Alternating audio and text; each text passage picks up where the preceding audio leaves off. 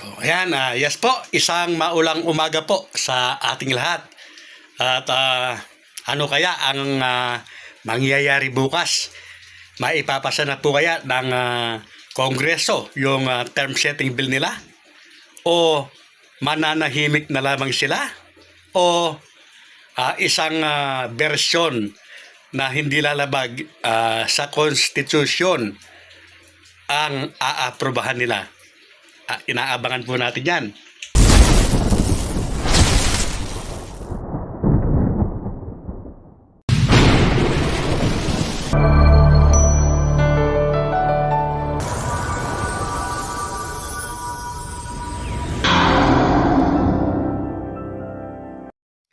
At yan nga po, talagang palalim na ng palalim yung usapin dito po sa barangay at SK election.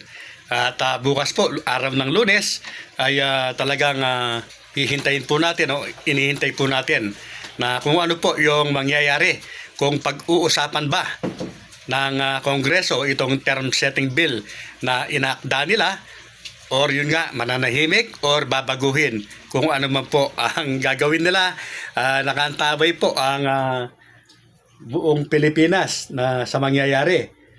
Dahil kapag hindi pa po na-aprobahan bukas, Lunes, ay parang may 2 araw na lamang po para kumilos. Dahil June 12 po ay holiday na naman. At yung June 13, sinidiyan na nga po yung pagsasara, pagtatapos po ng ika-19 ng Kongreso.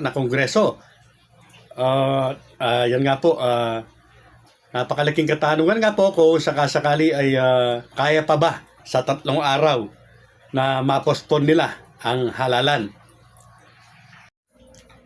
Parang nangangamoy kandila na nga po itong postponement na ito.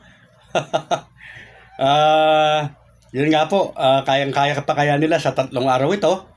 At kung hindi man po nila matapos ito, ano ang mangyayari? Tutuloy ba ito sa 20th Congress? Malamang po sa alamang, ay talagang amoy kandila na. Kung hindi nila matatapos ngayon, na maisa batas yan, di lalo na po sa 20th Congress dahil may papalitan na po sa mga congressman yung mga natalo. At yung iba naman ay third termer na. Aalis na ang mga yan, papalitan ng bago. So lalo pong mahirap na maipasa yan. Kaya nga po, 101%, tuloy na po ang halalan. Magalit na kayo sa akin, yung gustong magalit.